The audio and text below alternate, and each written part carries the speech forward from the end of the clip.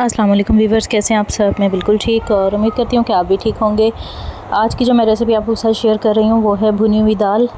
और ये माश की दाल नहीं है, मूंग की दाल है। और ये बिल्कुल इसी तरह साबुत बनेगी और बहुत ही अच्छी और जल्दी भी बहुत बन जाएगी, क्योंकि आजकल कुछ मुझे ना ख़ुद भी काम करने की जल्दी सी होती है, क्योंकि बड़ी ना टफ़ रूटीन हुई हुई है हमारी, बहुत ज़्यादा ही। क्योंकि मेरे भी पेपर हो रहे हैं और घर भी मैनेज करना होता है, जॉब भी है और फिर घर आके काम करना होता है, बच्चों की तैयारी वगैरह, उनके भी पेपर होने वाले हैं 3 दिन बाद। तो इसलिए ना बड़ी टफ़ रूटीन है, तो इसलिए ऐसे में ना कुछ जल्दी से कुछ बन जाए ना, वो भी बड़ी गनीमत होती है।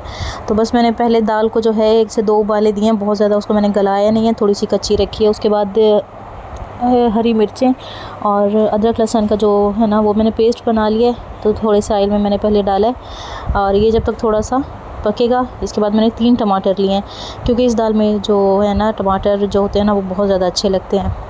तो दाल में मैं कोई सी भी दाल बनाऊं, प्याज मैं उसमें नहीं ऐड करती, क्योंकि दाल में ना मुझे प्याज का जायका अच्छा नहीं लगता, इसलिए। बस टमाटर डालने के बाद जो है इसमें मैंने ड्राई मसाले ऐड करने हैं। उसमें मैंने ऐड किया है नमक और सूखा धनिया पाउडर ऐड किया है, हल्दी है, पिसी हुई लाल मिर्च है, कुटी हुई लाल मिर्च है। बस ये 5 चीज़ें अभी डाली हैं। तो बस ये डाल के ना मसाले को अच्छे से भून लेंगे। तो अगर आप लोग मेरे चैनल पे न्यू हैं तो मेरे चैनल को सब्सक्राइब कर दें, वीडियो को लाइक एंड शेयर कर दें और स्पेशली बेल आइकन को प्रेस किया करें, ताकि मेरी आने वाली जो वीडियोस होती है ना उनका नोटिफिकेशन पहले आप लोगों को मिल जाया करें, ठीक है। और मेरे चैनल को सपोर्ट करें, मुझे सपोर्ट करें इसी तरह ईज़ी टिप्स के लिए। और बिल्कुल घरेलू जो होता है ना, मैं कोशिश करती हूँ कि मैं उसी चीज़ों से बनाऊँ। रेसिपी मेरी ऐसी हो जो लोग विलेज में रहते हैं या जिनके पास कुछ ऐसा अवेलेबल नहीं होता, तो वो इजीली उससे ना बना सकें।